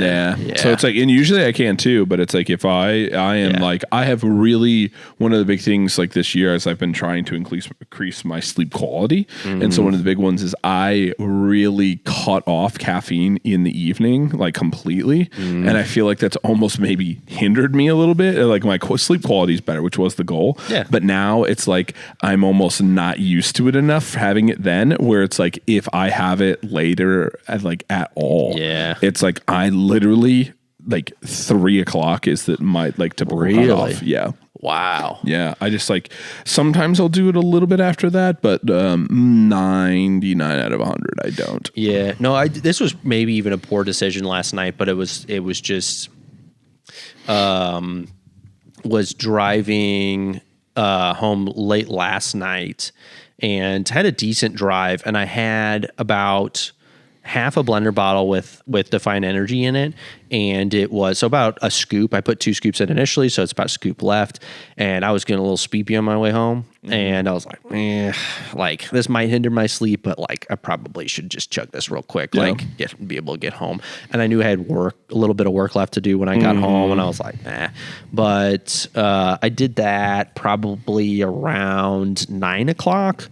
which is obviously real late for caffeine. Got home, knocked out my work, in bed by 11:30, out like a light. Dang. Yeah, no way.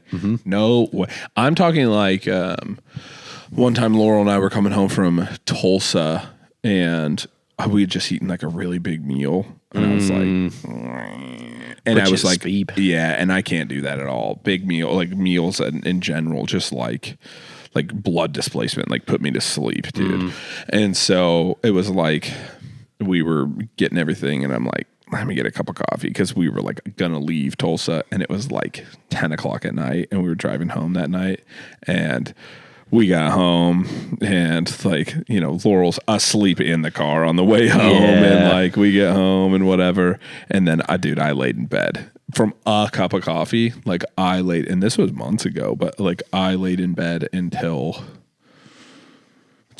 probably 3:30 in the morning. Yeesh. Yeah, I just like, it's still better than falling asleep at the wheel, though. Yeah, oh yeah, obviously. Yeah. But yeah, I don't know. But it was still talking about it. I don't know. Worth the risk. But it was but yeah, it's just like goes to show like how much it affects my sleep. And even if I do, again, when I do get to sleep, like it really but there are times where it's like today I messed up because I knew we had the podcast, but I wasn't thinking about it. And what I normally do is I will grab like a Define Energy or a Bum Energy or something like that, something around 100 milligrams, and I'll do it right when I get to work. And then I'll do one typically, you know, like, because I know we're going to be here late or whatever, I'll do one at like 4:30. Yeah. Another 100 milligrams, because that'll typically hold me over into when we're doing the podcast. And I grabbed myself a 200 right when I walked into work today, and I can't do 300 milligrams, like makes me jittery. Yeah. If I do 300 milligrams in a day anymore, usually. Yeah. And so I was like, I've already had 200. I can't do another 100. And so I was like, nah, we're just raw dogging it tonight. Yeah. Do you know one thing I get in a really, not a bad habit, but like it's almost without realizing, in a very routine habit of having caffeine at certain times throughout the day, where on average, or on a typical day, I'll usually have some in the morning and then have some in the afternoon, which is about 100 milligrams. That's where I get to 200 in a day. But I've realized that there's probably a handful of mornings where I don't really need it in the morning, and there's a handful of afternoons where I don't really need it. And I've tried to be conscious about, like habitual. Yeah, exactly. That's a good word to use. I've tried to get conscious about recognizing the mornings where I actually feel pretty solid and just avoiding the coffee. You know, when I get to the afternoon, it's like, man, I don't really feel like I need much, and I can finish up my work, head to the workout, and be fine. Right. Skip the Define Energy, just use pump. Yeah. And No, I'm completely stimulant free on my pre-workouts. I am probably 4 out of 5 days a week. Yeah. I am. Yeah. To be honest, I'm 5 out of 5, because I'm usually, I don't take caffeine first thing in the morning. If I do 5 workouts, I'm completely stim free. So like in the morning, I'll go to the gym, like our jiu-jitsu class is at 8 a.m. So I'm usually there. I get there at about 7:45 usually. And I'm usually up, and like, I'm fine. I just woke up. Like I have as much energy as I'm probably going to have. Like I'm not a groggy person once I get up. I'm usually, once I'm up, I'm like, I'm rocking and rolling. I didn't used to be that way, but I feel like I've gotten to be more. Yeah, I don't know. Yeah. But it's, so like once I'm there, I'm talking to friends, I'm rolling out and stretching and stuff. And like we run and do a couple of things to kind of get warmed up. So whatever. But then my other times throughout the week that I do like jujitsu, it's not until 6 o'clock at night. And it's like, I can't do a 5:30 pre-workout, like especially something that's like, you know, more than my daily intake of caffeine. Like there's no chance. Yeah. So your heart rate's probably getting up there with jujitsu too, right? Oh yeah. So you don't want to be doing a ton of stimulants for that kind of workout. Yeah, no, I don't wear anything to track it, but I know people who do. Yeah. And it's a substantial. That's obviously a popular. I'm just going to advertise for all their Define stuff right now. The Define Nutrition. You ever heard of it? That's the ad. Good word. I'll use the Define Pre Plus, super popular product for us. It's a very well-rounded one and what a lot of people look for. I'll use that when I do need some stimulants, but I'm kind of like you where I time it up where it's like, man, I'm going to hit a workout at 4 or 5 p.m. Yeah. I don't need a ton of stimulants after that. So I'll have some energy at 1, 2 o'clock, and then that carries me into my workout. I use some pump and Yeah, right. good to go. Well, I like I use things that like have things that I'm gonna feel. So it's like in the morning I use what do I use? I use Enduraformance by First Form. Yeah. So like creatine Pico 2. I think they Will actually make a legit difference in your performance. Like creatine, Pico 2, beta alanine. You'll feel that beta alanine will wake you up too. Definitely. And then I use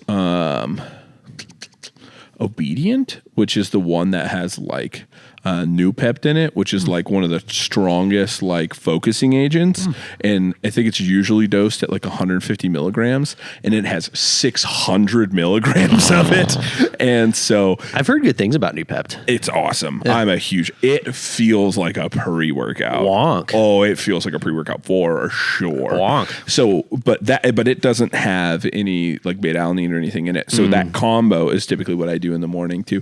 Dude, you would probably like it because I think Nupept is one of the like, main ingredients in there, and it is one of the most like tart pre-workouts I've ever had. So I like the pink lemonade on that, and then the berry lemonade on the Enduraformance, and it is like, oh, it's so good. Dude, the more sour you can make it, the more Thomas is going to be a fan Oh, of it. I love it, man. Yeah. But that is just something that works for me. The thing with Nupept that's like why it's not more popular is it only lasts like 45 minutes, like 45 minutes to an hour of like focus, and then it's just gone. Honestly, that for a pre-workout though, that makes a lot of sense because like, dude, once I'm moving and I'm in my workout, I don't feel like I need a ton of stimulants. Right. At that point, I just need help getting going. Right. And that's how I am too. Like I just need something that like from bed while I'm driving there, I want to get a little bit of itchy tingly and I want a little bit of blood flow, and I want to, help buffer some lactic acid and some like ammonia buildup and stuff like that. But it's like, but if you can get me focused while I'm going, I bet Muscle Force pulls this clip for an ad. Just kidding. They probably don't listen, but probably not. I see Blake at events. Blake's a big help for that company. So Yeah. So I see him somewhat from time to time. Super cool dude. But it is a cool product, but it's something that I use quite a bit. And then I use, if I do a stimulated pre-workout in the morning for something like that, a single scoop of Define Pre Plus is just about perfect. I just don't always need the caffeine. And that's one of the big things I'm trying to avoid right now is the caffeine. So I always think this is a given, but I'm going to say it just because sometimes it's not, and I think some people need to double check. But all the stuff we're talking about is available at Triad. Holy cannoli. Are you talking about Define Nutrition? Isn't that like the largest Oklahoma-based supplement brand available? I don't know if I can confirm that, but it might be. It might be. Tell me somebody bigger. That's true. It's probably just not a whole lot of. Yeah. Right. But, Well, don't have to say that part. Yeah. And believe it or not, Triad, our retail stores, are the exclusive retailers of Define Nutrition. Can you believe that? They worked out that deal with us. The biggest. They're definitely not.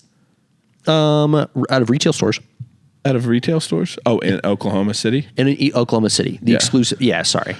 I should just price. Okay. We are in a lot of places. Yeah, okay, that's true. Yeah, no, Ian is putting some work into wholesale, dude. He is really gaining some traction, which is really cool. We should probably have him on at some point before too long, talk about. Nah. Yeah. Just kidding. I'd love to have Ian on. If he was maybe, let's have him on right now. Let's call him.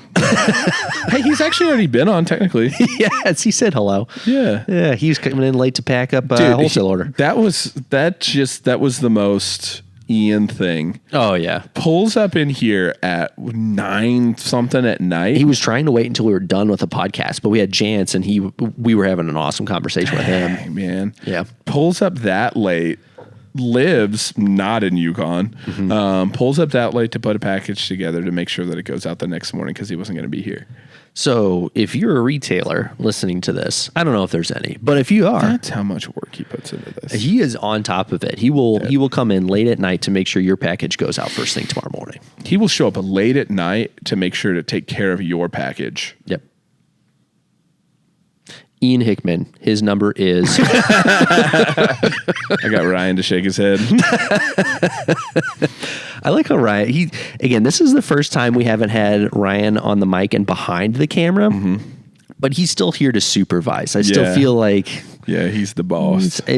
Dude, I have had, at least the first half of this, I had this not overwhelming, this side feeling of anxiety that I did something wrong. Because again, I set up the equipment with his supervision, but as we were starting, he may not even cut this part of the podcast, but I'm like, Ryan, is this recording? Is that recording? Are we good? Everything? Okay. And I'm still sitting here like, man, I probably screwed something up. So, Thomas, you could probably say whatever you want right now because I probably did screw something up and this episode won't ever make it out there. Let's hear it. What do you have to say that knowing and total confidence that no one will ever hear it?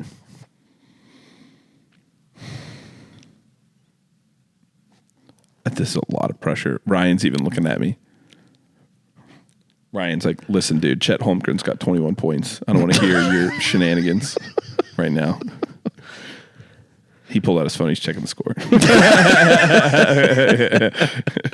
He ain't going to cut that. He can be like, give that Chet shout out. You boys in your fantasy.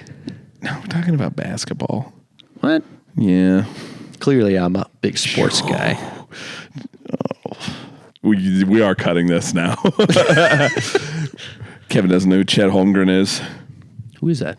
It was our number 2 overall pick last year. He got hurt, was out all season, and then now he's literally got hurt in like a pro-am game. Like our number 2 overall pick, dude is a freak, and he's playing like his first official preseason game for the Thunder tonight. He's got 21 points leading the team, so the Thunder are winning right now. But this will be his rookie year because he was out all last year, right? So it's like kind of led to us potentially having our team look good last year, but now having Chet, who has all the potential in the world. I honestly forgot basketball was starting. Oh yeah, first pre-town. I'm really up on it now that we live downtown. Subtle flex, because we're so close. No, when we lived with you, I think I kept up with Thunder a little bit. Yeah. Since we've moved out, we'll watch. Alyssa turns every Blues game on, so I keep up with hockey a decent amount. But I have not watched. I don't think I've watched a basketball game since I moved out. No, the games are fun. I liked keeping up with them, but just and this is the first year since the rebuild started that we look like we could legitimately make the stride from like bottom middle to a potential. If Chet pans out and a couple other moves pan out, we've got the draft capital still to make a move if we wanted to. Biggest thing that happened here was Shai Gilgeous-Alexander, who we got in the Paul George trade, plus like 6 first-round draft picks and Danilo Gallinari. Like we got all sorts of stuff, but he looked like he was going to be a stud. And it was like, he's going to be a stud. Yeah. And then last year he was first team all NBA. Like he was one of the best 2 guards in the NBA last year. Yeah. And it's like over, who was he? Ryan, do you know who the other all pro or all NBA guard was last year? For West? Yeah. I think it was Steph. Was it Steph? Because I was going to say, I think he either got it with Steph or over Steph. But it was like, wow, he's that good. Like he is like as good of an NBA player as there is. Wow, you know what I mean? Yeah. And so that was obviously like a big thing to go from a phase where we had like Hall of Famers to like, okay, well, it's really hard to get. Was it Steph? Jason Tatum. Yeah. So he got it over Steph. Walk. Yeah. So that was like the big thing where like you go from having these guys, all pro guys, like all NBA guys, I should say. And it's like, how do you transition into your next phase? Because in the NBA, especially right now, it's like you have to have one of the best players in the NBA to like really contend. Like it's just kind of how it goes. And you really need to have a couple of them usually. And so it was like, how do we get there? And we went immediately from having like Russell and Paul George and like all these guys, even post like all of that into having like Chris Paul even. Yeah. And then it's like, and we had Shea, and now Shea is like as good as any of them. Yeah. And so like having somebody like that, and then we really hit on a couple of draft picks last year, like the guys that were rookies last year. So really funny. I don't know if you know this or not. We drafted 2 guys, both named Jalen Williams. I remember hearing about that. Actually, yeah. So we got J Will and J Dub, and so the one from Santa Clara was like I want to say he was first team. He was like first team rookie. NBA like rookie team, but stud and somebody who could be really, really good. And this was all with Chet, our number 2 overall draft pick, sitting out all season because he was hurt. Oh, geez. And so this was a dude we drafted Jalen Williams like 14, I'm guessing, like 12 or 14 or something like that. But it was like the NBA, it is hard to hit on draft picks. Like you got to think like NFL, there's like how many rounds? Yeah. There are 2 rounds of the NBA draft. Yeah. And that's it. And it's like dudes who are number 1 overall draft picks, like don't pan out all the time. Yeah. So, but it's like guys in the teens, like almost never pan out. You don't get a lot of guys from the teens that end up being like legit NBA players.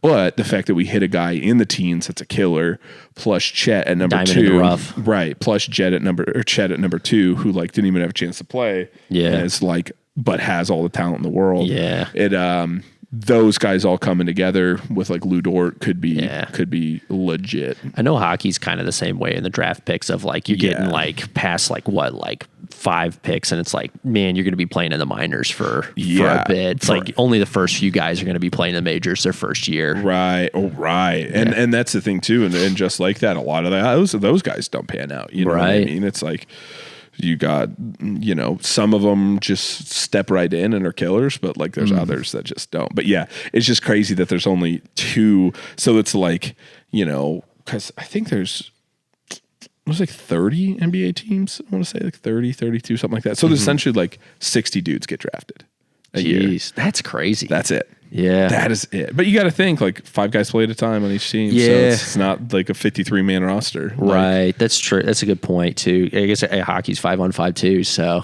but it just also shows you like, because of that, like how many dudes that can like ball in basketball that like aren't in the NBA. Yeah. Like there are dudes who are just like, who would be 3rd round draft picks, and it's like a 3rd round draft pick in the NFL is like an everyday starter, and it's like this dude, because of like how many players you have, like isn't, and it's like this dude could be like an everyday starter to the NFL, is like isn't even playing pro basketball. Yeah, I guess NFL you'd consider offense, defense. That's 22 players right there. Yeah, so much, and so that's a huge part of it. But it's like, man, there are dudes like you've got to be the best of the best of the best of the best. Of the best of the best. Very much shorter list.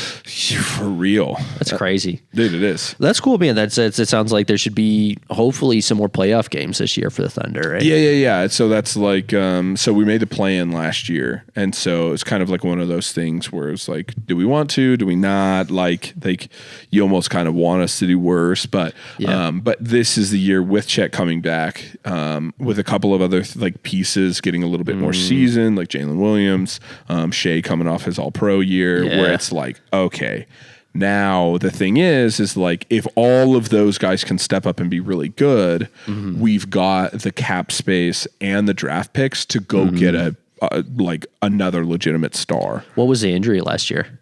Something to his foot. He had like a a stress fracture or something in his foot. Out all year, huh? Mm-hmm. Wow. Yeah. Well, it's like one of those. It has to do with something like with how big he is, because he's 7'2" with a 7'11" wingspan. Jeez, dude, he is like this like 7. How tall is he, Ryan? You know off the top of your head? Close to 7 foot, but he was out with a Liz Frank injury. What is it? Liz Frank injury? Yeah. He's 7'1" out of Gonzaga, weighs 200 pounds. Wow. 7'1". This is what he looked like. He a goofy ass tall white boy. But his wingspan is like legit 7'11", and so he's just like blocking everything all the time. And so to reach the top of the backboard. Yeah, he's like one of those dudes who, like, coming into the league, they were like, this dude could be a perennial like all NBA defensive team. Yeah, like, he went number 2. Yeah, Dang. number 2, and arguably, like, the Thunder even said if they would have gotten, because it's a lottery to get the number 1 overall draft pick. It's not like the NFL, which is the worst team gets it. Mm-hmm. You get so many like balls put into the pot. Right. They were like, if they would have had the number 1 overall draft pick, they would have taken him. Really? Yeah, like they valued him as the best player in the draft. Wow. Who went number 1? I know his name. Paolo Banchero went number 1 overall, and then Jabari Smith Jr. went after him. But yeah, Paolo Banchero was number 1 overall draft pick. Where'd he go? He went to Magic. Yeah, thank you. Orlando Magic, and he's been a stud. Yeah. He's been a stud. He's rookie of the year. No, I keep hearing that I know I heard last season that the Thunder were seemed like they were getting better, because obviously since we traded every player for draft picks, and what year was that it was like, it's. You started a rebuilding, you know? Yeah, exactly. And that's the thing is, like, you have to think about it too, especially with the NBA, because you have such short windows with guys and like chances of hitting. You don't want to be upper middle class NBA. Like, that's not anything. You don't want to be the guy's first round out of the play. Like, you might make the playoffs every year, but if you lose in the first round, who cares? You know what I mean? It's like you have to like almost build it down to build it all the way back up, where you don't fall into the mediocrity of the middle. You don't want to be a middle of the park team. You'd rather be terrible or great. Yeah. And it's like, because terrible can lead to gives great. you a chance to. Right. That's interesting. Because that's the thing is, like, if you're taking, like we were saying, 14 overall draft pick is a diamond in the rough. And so it's like, you can't be like the team that makes the playoffs, because then you're drafting 15, 16, 17, 18 every year. And it's like, you've got to find a diamond in the rough. Like, Kawhi Leonard went 17th, and he's like the greatest player to ever go 17th overall. And it's like, but that's the thing is, it's like, to hit on those guys is so hard. Like, you have to, like, you almost have to find a way to get those early draft picks. Yeah. And so that's why it was such a big deal when we traded Paul George to the Clippers, was because we got Chris Paul. We got Chris Paul from the Rockets. We got Shai Gilgeous-Alexander, Danilo Gallinari, and 6 first-round draft picks. Dang. 6. Yeah. Bonkers, dude. Yeah. More chances. Like you said, it's lottery, so more chances to be able to hit on one of the, like, get a second round. Right. Well, and that's the big thing, too, is it gives you so much draft capital where, like, eventually you say, hey, we're going to trade so-and-so good player for your so-and-so great player, but we're also going to throw in 3 first-round draft picks. Yeah. And they're like, okay, cool. Yeah. You know what I mean? Because teams start getting into that rebuilding thing. It's the same thing happens with hockey. You know, it's perfect. It's why the Blues traded Tarasenko. Like, obviously there was more to it than that, but it's like the Blues knew they're like, obviously in rebuild. They we're going to fall in the middle. We lost Tarasenko, O'Reilly, right? A handful of players last year. But that's the thing is, it's like you don't want to just be good enough to be in the middle. So it's like you might as well sell those guys off for more opportunities to get better faster. Yeah, we got some decent players and a lot of draft picks. So yeah, we're definitely. I don't think anybody's really banking on the Blues making a big run of the playoffs this year. So, but that's the thing is, it's like dude, done right when it was like, dude, some teams live in that bottom though forever. And it's like, but some teams do it well. And that's like the exciting thing for the Thunder is like, dude, we really only rebuilt for a couple of years. Yeah. And it's like, now we're starting to look like on the up and up. Yeah, no, I remember when we kind of we entered that rebuilding phase, and it was, you know, everybody was talking about, you know, it's going to be a while until we get to watch like playoff games again and this and that. It doesn't, I mean, more time has probably passed, and I'm realizing right now, but like it doesn't seem like it's been that long. But no, I remember hearing last year that it was like things seemed like they were kind of on the up and up. So this year's definitely a year to pay attention. It sounds like Big time. Yeah, Big and it's time for sure. again, I shouldn't be such a fair weather fan, but like we moved to Oklahoma, and I'd never been a basketball fan previously. Yeah. I wish I would have jumped into it quicker, because when we moved here, that was when Durant and Westbrook were on the team, and they were, I think they were in the finals our first year here. So, Laurel and I are going to be, we almost bought like quarter season tickets. We got really close to doing it. It just didn't make sense because you can't pick the games. You can only pick packages of games that are already set dates. Otherwise, is it like randomly throughout? Because otherwise, people would just pick all the best games. You know what I mean? You go see the Lakers, or you go see LeBron, or whatever. Where it's like they have to sell the bad tickets. Group that. If you're a in Thunder with fan, every game's good for you. Right. But it's that's how we feel, at least. But we almost got quarter season tickets, but we were just worried that we were going to make it work. But that was the thing. Like, even though we're not doing that, I think just being so close, because we are literally a 5-minute walk to the arena. So that will be a big one that I know we both want to do this year, is get into the Thunder more and like go and watch games. And that makes a lot of sense with where you guys are living. But with that, what I was going to say is we'll invite you guys along. Yeah, absolutely. Would love to go. We went to a few games, I think our like second or third year. Yeah, I remember there was a phase where because you can get tickets so cheap, dude. If you're willing to wait last minute. Yeah. We did a phase, like all of us, like from the house, where we went to like 3 games in like 3 weeks. That's what and it was. I remember being like, you guys want to go to a Thunder game? And Alyssa was like, I'm kind of thundered out. And like, I get it. Like, we've got a lot. The tickets are $10. Like, I'm going to watch it at home. I might as well, I might as well go. So I got to pee real bad. I'm sorry. Honestly, I think we're at the 2 hours. Close them out. That bad? Dude, it hit quick. Wow. Well, Kevin's got a tiny bladder.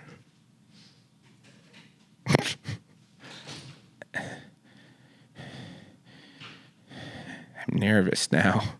I don't know what. I've never been on the camera by myself. Ryan, you want to come join? Nope, Ryan doesn't want to join. How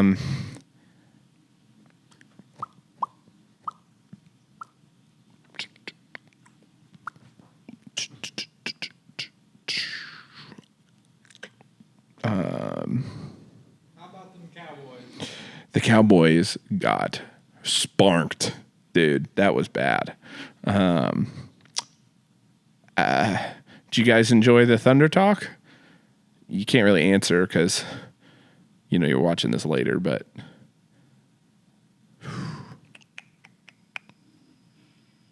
he flushed. I think he's coming back. He's gonna ask how it went, and I don't know what to tell him.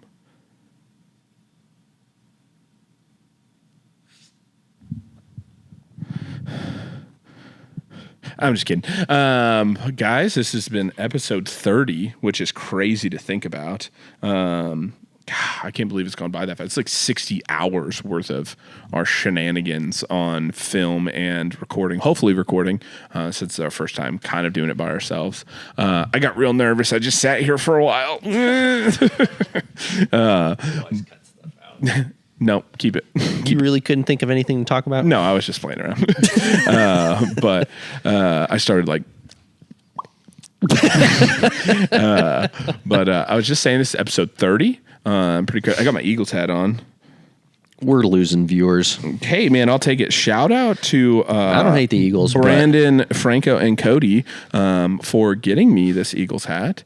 They got me got it for me for my birthday. I didn't see them for a while, and then when I was down in Norman, they were like, and he brought it. And he's like, I know it's kind of late, but and I was like, dude, that's baller. I'm stoked about that. It's a cool font on that hat. Yeah, like it's got the Kelly green. It's pretty sweet. I like this style of hat too. It's a little bit like different. This is one of my favorite cuts of hats. You know what I'm saying? But yeah, this has been episode 30. Yeah. It's a fun one. It's fun, just you and I. We haven't done one of those in a minute. No, it's been a bit. Yeah, I guess past couple of times. So we got some exciting guests. Some ones that I know I'm excited about, kind of on the docket coming up. Yeah. A couple of people have. I haven't even informed you yet. A couple of people who have said yes. Of some pretty cool people who are doing some pretty cool stuff. I know we talked about a handful of options, like we're kind of getting through some. I think that's why we've been doing a lot of guests like recently. Is like we just got people that are really excited to have on. Yeah, so super excited for what a couple of those look like. Honestly, excited for all of them that we have on the list, obviously, but should be pretty neat. So excited to just keep it going. So absolutely, episode 30. Hope you enjoyed the sports commentary. Kevin, burp as big as you can right now, dude. I don't have any in me. Let me hear it. That was pretty solid. I don't. Yeah, do it. Nothing. Burp. Do I'm gonna throw up. Do it. Burp. You can't even burp. You can't burp on command. No. It's dude. I gotta have air in my stomach. Yeah. I don't think I have as any if there were any air around and a stomach to have. Can you swallow air? Yep. He gonna have that stuck in his belly all day now. Little baby one. Little baby one. That's a little baby. We should. We're gonna start ending. Even when we have guests, we should have a burping competition. No, I'm done. All right, guys. Episode 30. Thanks for tuning in. We'll see you soon, and we love you. And yeah, go do something cool. And tell us about it. Yeah. Thanks, guys. Bye.